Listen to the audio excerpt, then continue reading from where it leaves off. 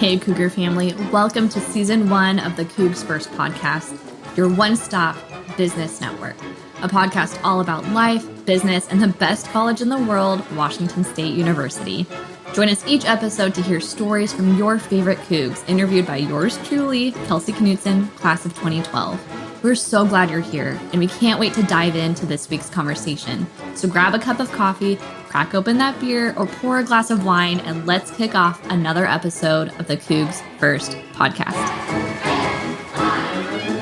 All right, Coug family. I almost just said Coug fans, which is really just so fitting for who I have as our guest today. I am joined by Greg Witter, and he has written amazing stories. He has a phenomenal career with the Murrow College, founding CougsFan.com, which some of you may or may not know about, but you will after this episode.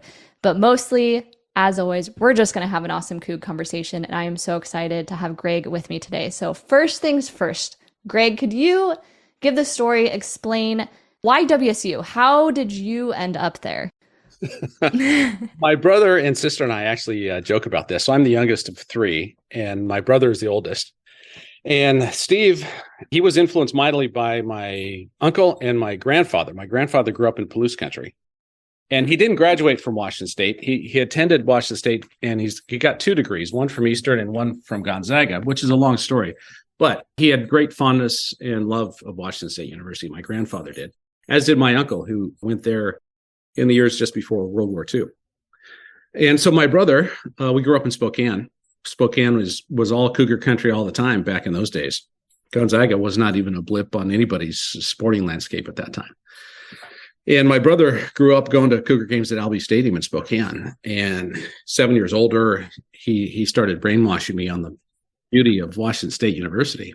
And he was a freshman there in 1972. And I made I call it my first pilgrimage to Pullman to see the Cougars beat Stanford in 1972. And so I was, 5th grade at the time, really started being a fan the year before in 4th grade. And from that day forward, there was no question where I was going to college. I had one school and one school only on my list. And my sister was the same way, my cousin John the same way. And so we've all been Cougars for life, really. I love that. And probably factors into the next big question I think a lot of people have. I had someone specifically text me to ask you about this, which is CougsFan.com. You're the guy. You're one of the guys. Tell us how it got started.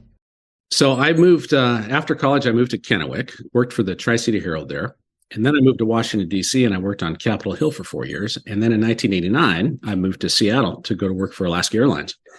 And when I moved to Seattle in 1989, it became very apparent that the media coverage of the Cougs was not very significant. It was a source of great frustration for me and my cousin John, who was living in Seattle at that time. And we were always lamenting the lack of Cougar coverage in the Seattle media. Well, lo and behold, one thing leads to another, and this thing called the internet gets invented. And so John and I are talking, and then another friend who's a Coug by marriage, his name is Jack Evans. We're like, hey, this new thing called the internet means we could bring Cougar Nation to the desktops of all Cougs everywhere. So it was purely CougsFan.com started purely as a hobby after the kids went to bed at night. One thing led to another. About a year into it, we were being courted by one of the then national networks. It was called Rivals.com. And things were flying high.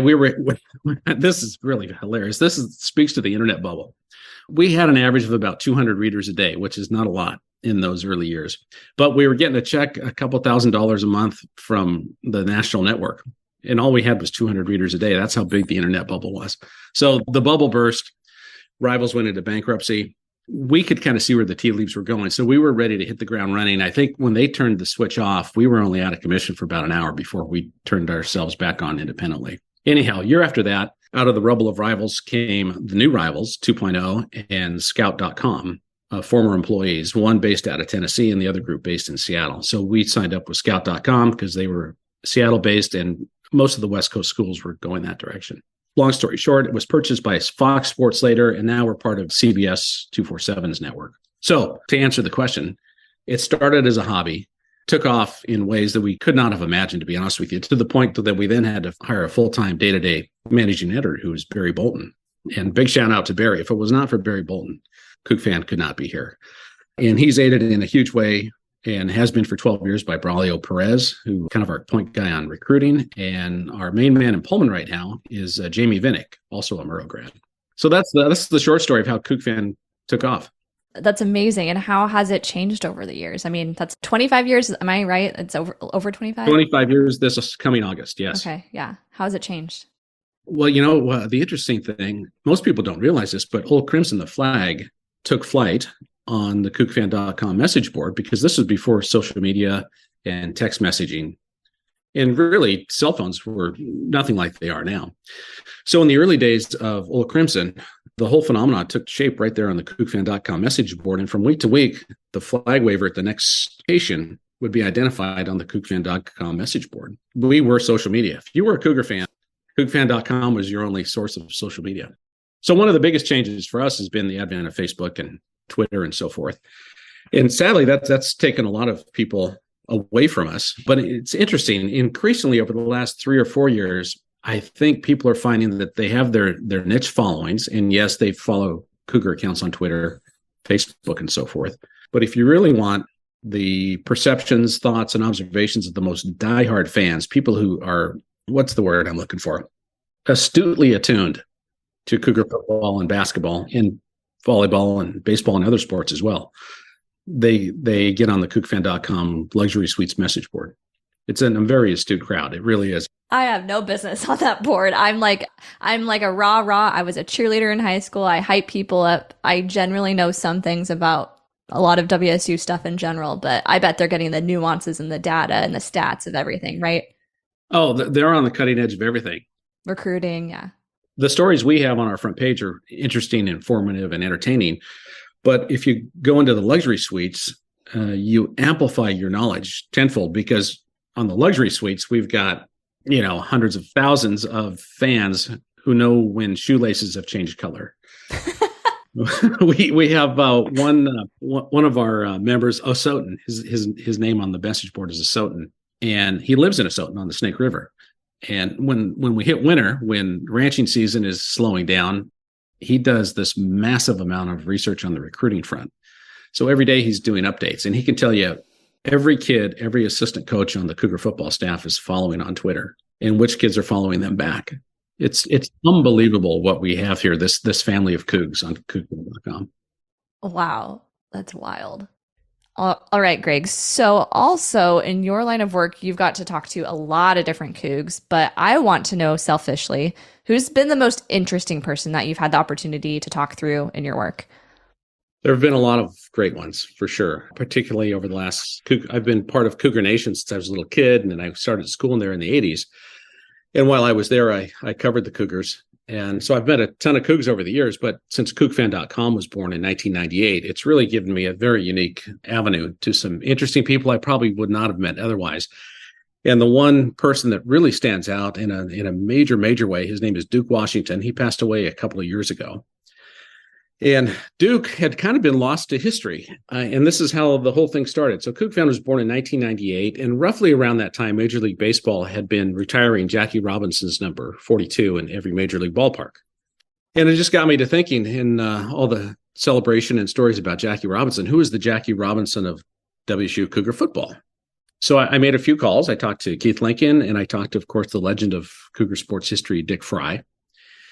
And all roads were pointing to Duke Washington, who, shockingly, even though I've been following the Cougs religiously since I was about a fourth grader, I had never heard that name, Duke Washington, before. So where is Duke? Well, he's a school teacher in Seattle. So I start poking around, and I find Duke, and he is indeed a high school teacher in Seattle. And as fate would have it, he lived about 15 minutes from where I lived.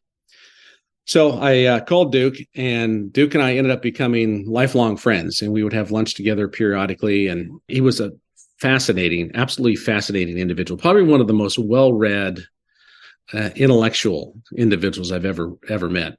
Anyhow, I'll cut to the chase here. So I talked to Duke about being the Jackie Robinson of Cougar football. And he said, well, I was one of three.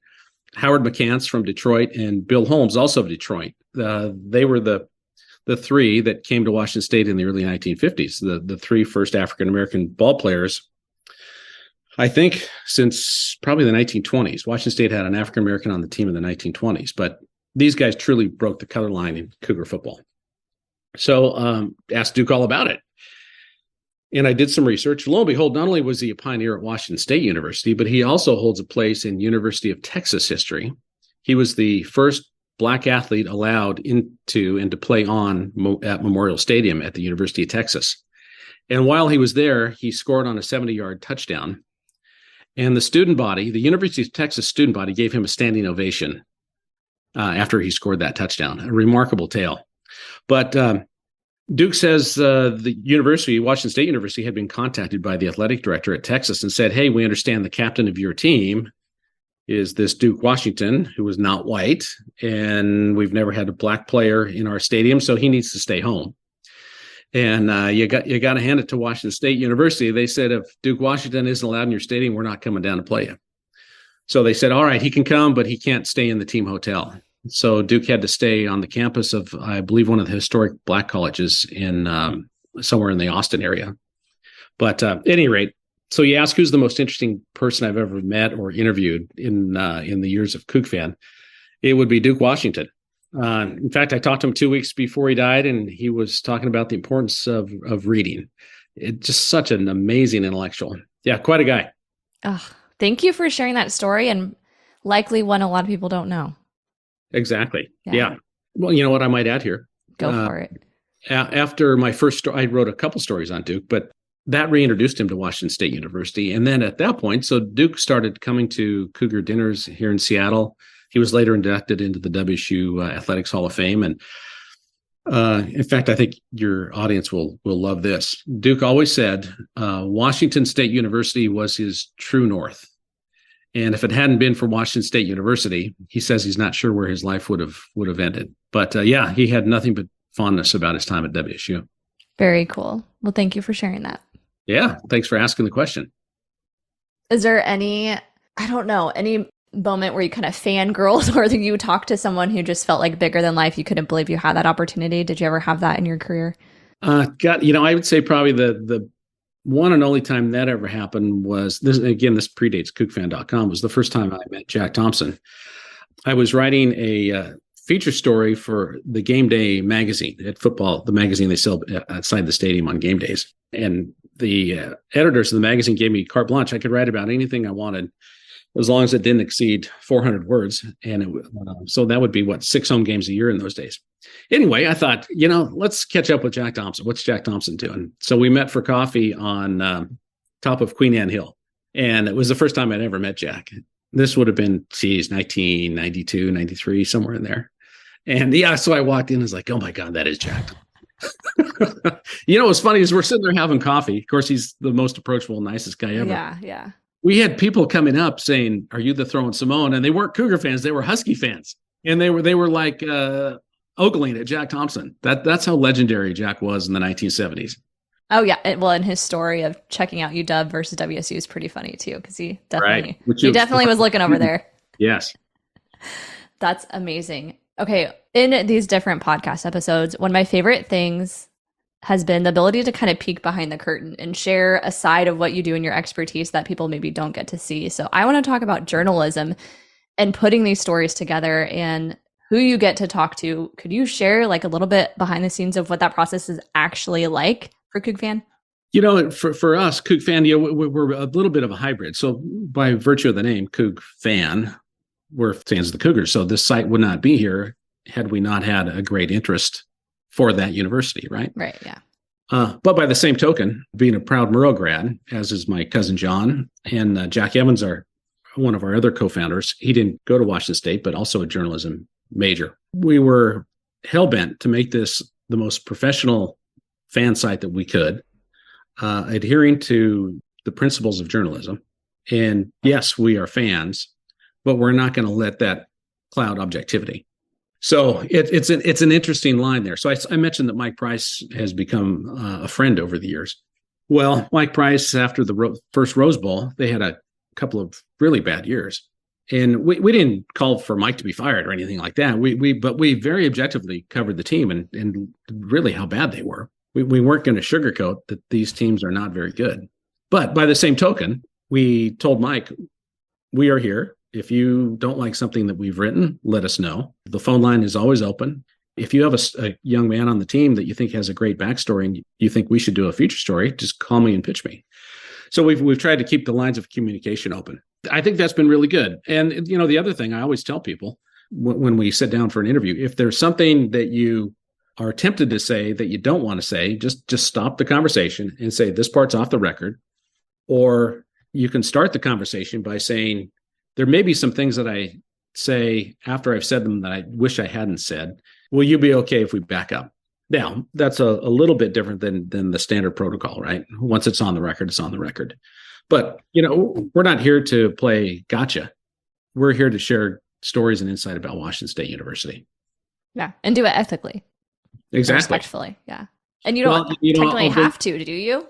No. In fact, I'll do a little bit of bragging here. So we've been part of the Scout.com, which is now the CBS 247 network, for 20 some years. And some of the administrators at CBS Scout.com have said to us that whenever they bring on a new publisher from a different school, they will often suggest that they take a look at CougsFan.com because we are so professional in what we do, and also very interesting in the feature stories we tell and some of the angles we take.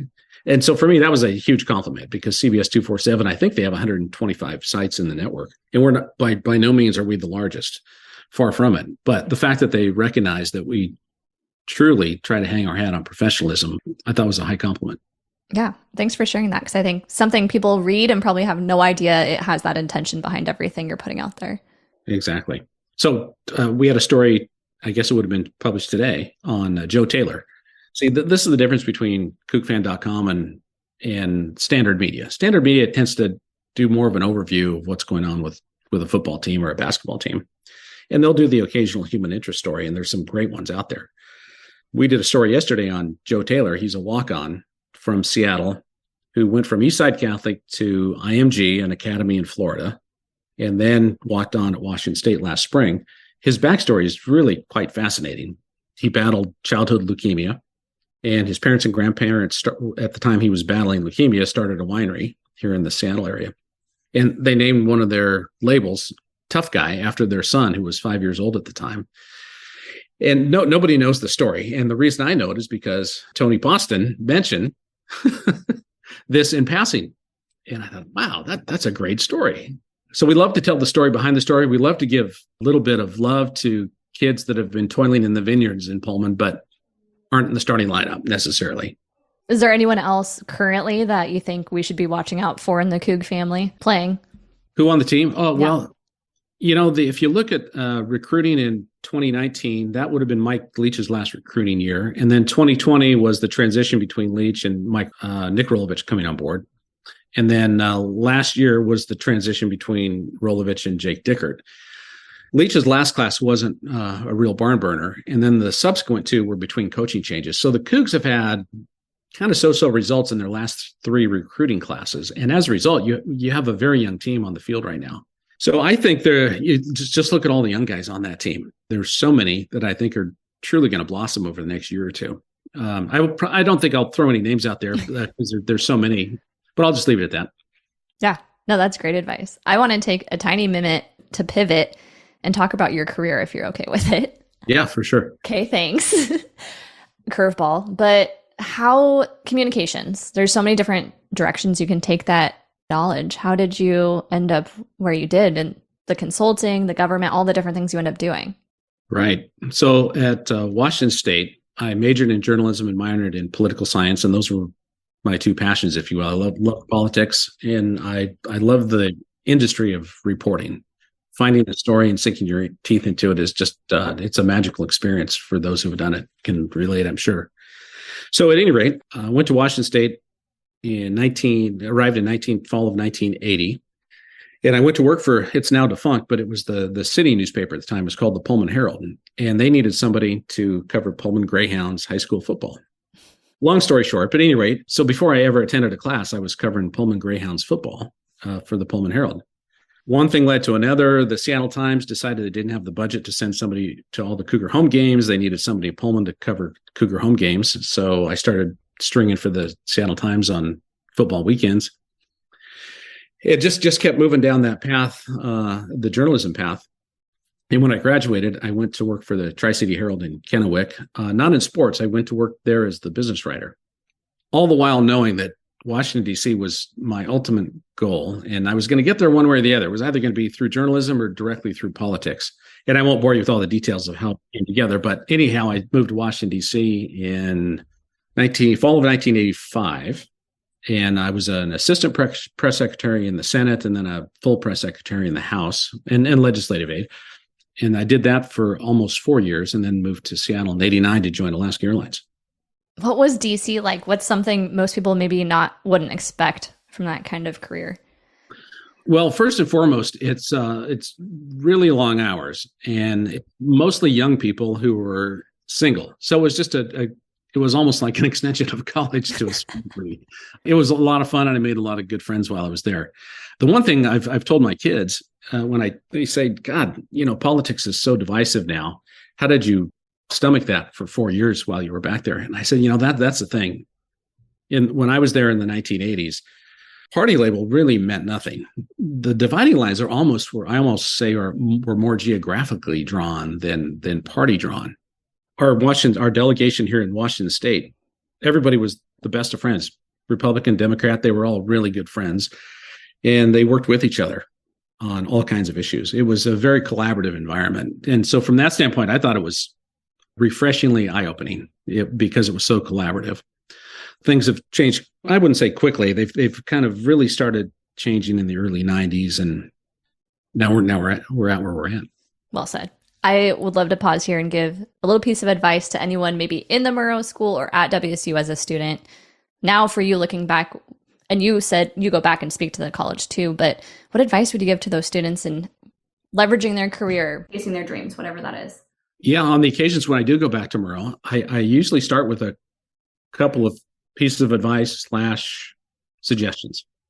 Number one, I say, if you graduate from Washington State University and all you have on your resume is that you went to college for 4 years, you've done nothing for yourself. And I tell them when I was at Alaska Airlines and we would have entry-level positions coming open and we would get a flood of resumes, we would go through them, and those who had practical real-life experience, those were put in the pile that would get a second look. Anybody that just went to college for 4 years, we threw them out. Was not going to look at those at all. Okay, so from a communication standpoint, all right, so now I've got people with practical experience. All right, let's dig into the practical experience. Do they have proven writing experience? Not classroom writing. I'm talking about real-world writing. Did you work for KUGR Radio? Did you work for the Daily Evergreen? There's so many ways to get writing experience while you're in Pullman. And if they have clips that they can share, then they made it yet to the next level and everybody else went to the side. So I always tell the Murrow students when I'm there, get practical experience and get writing experience, because writing is the foundation of everything in the communications arena. If you can write clearly, if you can write on deadline, you are so far ahead of the game. And it doesn't matter whether you go into broadcast news, print news, political consulting, whatever piece of the puzzle you're going into, it will serve you well. The people who are doing the hiring will give you that start that you're looking for. But you've got to have that experience. I said there were two pieces, and I just forgotten the other piece. Well, that one was just so good. I'll come back to it. Space for both. I think it's important to go here. Could you tell your experience of CougsFirst and how the heck you know about this crazy group of Cougs? Because your story about it was fantastic off air. So we just got to share it again. So the two co-founders, Jack Thompson and Glenn Osterhout, are old friends. So I've been familiar with, and CougFan.com has been part of CougsFirst since the very beginning, which I think is 11, 12 years ago. Yeah. And the intent of CougsFirst is so admirable and so interesting, bringing Cougs together to do business with fellow Cougs. So if you're doing business with fellow Cougs, their businesses will flourish. And if their businesses flourish, they in turn will bring greater support to Washington State University in the form of donations, season tickets, and so forth. It's a marvelous idea. And to watch where CougsFirst is now to where it was 11, 12 years ago, it's a pretty magical story, quite honestly. But Cougars doing business with Cougars and making connections. Oh, in terms of the funny story that we talked about. I was like, I mean, yeah, those are true, but your story, we got to go there. You got to share it. So this is a classic example of what CougsFirst is built on. Now, this predates CougsFirst, but it speaks to what CougsFirst is all about. Let's go back. I don't even know what year it was, 2010 or thereabouts. Glenn Osterhout calls and says he and another longtime devout Coug, Doug Thomas, had recommended to Ryan Leaf, the famous Cougar quarterback, that he call me because he was very sticky situation. He was coaching at Texas A&M University, and that's when his addiction became known with Oxy and so forth. Former coach at a college, former star in Texas, football crazed country. So the media was just all over this story. Ryan had an upcoming court date, so he wasn't quite sure what to handle at the court date, but more specifically, he wasn't quite sure what to do with what was sure to be a phalanx of dozens and dozens and dozens of media when his court hearing ended. So anyway, Doug and Glenn said, hey, we know a guy that does crisis communication. He's an old Coug. You should probably give him a call. So Ryan called me out of the blue, and I had never met Ryan, had never talked to Ryan. And while I'm a devout Cougar fan, what I knew about Ryan was that, he's super brash, and I'm not sure I'd want to work with this guy. So, so I thought, so I took his call and I said, well, I said to myself, well, I'm just going to treat this as an interview. So we spent an hour on the phone, and I was basically interviewing Ryan to see if he was the type of person I wanted to work with. And he was forthcoming and genuine, and it was a great conversation. So I ended up helping him through from a PR standpoint, that initial court date and what he did with the media afterwards. And one thing led to another. And then he starts getting phone calls for interviews from the LA Times and Sports Illustrated, and then book deals.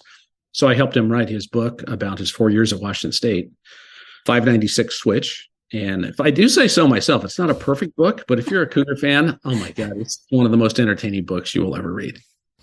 I love that story. Thank you for sharing that. That's why I was like, we got to bring this one back. Well, Greg, is there anything else that Cougs should know? Listening to this podcast, thinking of the awesome time we all have at that university and how we support each other there. Is there anything you think they should know about CougFan, CougsFirst, or just life in general? I'll give you a moment. Well, let me tell you a little anecdotal story here about the power of Coug Nation. And, everyone says, well, Pullman's, it's a family feel. And it's so true. Anyway, long story short, about 3 months ago or so, my wife and I ran into some old friends who were fellow parents at the grade school all of our kids had gone to. Hadn't seen them in years and years. So we're catching up on the kids. And these two other parents, they're not from the Pacific Northwest. They're both from East Coast, and work brought them out here. And so we're asking about their kids. And Jim says that one of their kids was very interested in going to Washington State. And so I asked him why, because in Seattle, we always talk about this. Washington State University has got this hugely beautiful reputation in 37 counties in this state.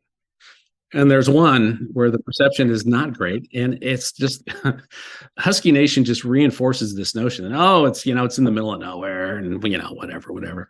But anyway, so Jim said his son was really interested in going to Washington State, and Washington State came down to the final two of schools that he wanted to go to.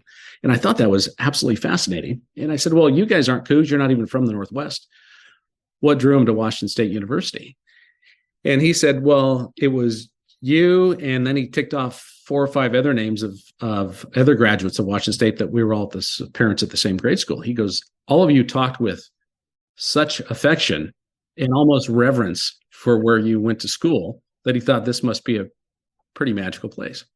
And it is.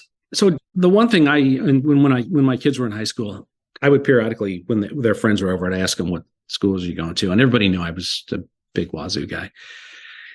And oftentimes they would say, well, it's out in the middle of nowhere. I don't want to go to school in the middle of nowhere. And I say, think about this for a second. How many chances are you going to have in life to live in a town where everyone is in your age group? It's this unique ecosystem. The fact it's isolated is what makes Washington State so special. We're not asking you to live there for 75 years. If you go there for 4 years, you're going to make so many amazing friends, and the professors show one-on-one interest in their students. So for me, Washington State University has been a lifelong love. Just really never forgotten the place, and never will forget the place. That's a great story. And I'm glad, hopefully we got one more for the team, right? Absolutely. Right on. That's awesome. Okay, it's time for a couple of rapid fire questions.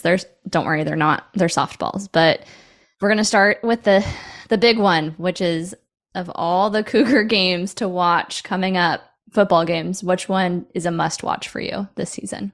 Well, every season it's the Apple Cup, right? Once in a while it might be USC, but Oregon too, for that matter.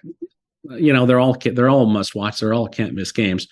But shoot, the Apple Cup's been on my calendar since 1971. I've been circling the Apple Cup on the calendar every year.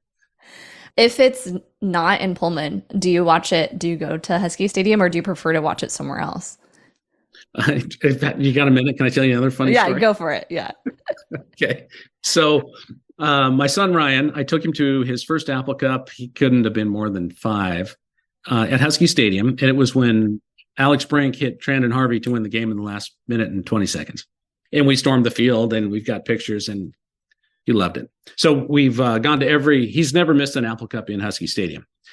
Ryan lives in Los Angeles now, and he's working. He's out of college and all that stuff. So he calls last year just before Thanksgiving and says, "Hey, who are we going to the Apple Cup with?" Because it was in Seattle last year. I go, Ryan, it's going to be cold. It's going to be wet. The Cougs have really struggled in Husky Stadium. I'm thinking this might be the year to watch it in the warmth of the family room. And he says, "Dad, you don't know where my career will take me. This could be the last opportunity we have to rush the field at Husky Stadium." Oh my God, as soon as he says it, I've got tears running down my eyes. I was like, God damn it, I'm getting tickets now. So as fate would have it, we had a first ever Apple Cup reunion in the Witter family. So my brother, my sister, and my son, we all sat at the Apple Cup together. None of us have ever been, that group has never been together. I've been to Apple Cups with my sister. I've been to Apple Cups with my brother. And of course, I've been to a ton of Apple Cups with my son. But we never had the 4 of us together. So we were all together last year at the Apple Cup. And sure enough, we stormed the field. Hey, he was right. He was right. So if you are in Pullman, where would you go to get a drink right now? That's question number 2. Well, call me an old traditionalist, but I would go get a beer at the Coug first and foremost. In fact, the last time I was in Pullman, no, I skipped. The last time I was in Pullman, which was a few weeks ago, I did not stop at the Coug. But the time before that, my first beer was at the Coug. Yeah, of course it is. And last question, if you were to describe your time at WSU in one word, what would it be? Boy, that's a great question. I think I'll go back to one that I mentioned a few minutes ago. I would just say magical. Yeah. To this day, I've got so many friends, so many great experiences. In fact, at the Colorado State game, I bumped into Glenn Johnson in the press box. Glenn was one of my professors at Washington State. I haven't seen Glenn in 4 or 5 years. And you literally would have thought we had been transported back to 1984. We just literally picked up and started chatting. And again, that's just a window on the world of Washington State University. What was the old slogan? World-class face-to-face. I always loved that marketing line that Washington State had back in the 90s. World-class face-to-face. It is so true. It is an absolutely perfect encapsulation of WSU. Absolutely. And for those who want more, if this is not enough Coug stuff, where should we direct them to get more of you or more of the Cougar community? So if you're a sports fan, you go to CougsFan.com. And if you want all the stuff, half of the stuff at CougsFan.com is free for anyone to read as long as they have an internet connection. And then the other piece, roughly 40%, requires membership. And that membership also gets you onto the Luxury Suites message board, where, again, you will find the most astute, devout fellow Coug fans you have ever seen. And they are both entertaining and absolutely full of information. You will know what color laces the team is wearing, right? Exactly right. If Cameron Ward changes his shoe color laces, the laces of his shoe colors, we will know. It will be, you will read it first on the CougsFan.com message boards. I love that. Well, Greg, thank you so much for your time today and your stories. I really appreciated all of it. I love doing it. Great to be on here. Yeah. And listeners, please go check them out, support them. I'm sure many of you do or may not have known the founding story of how it came to be. Now you know. Also, if you love this episode, please leave us a review and let us know. That would be hugely helpful. But we're going to end it here with a Go Cougs. Go Cougs. Thanks so much.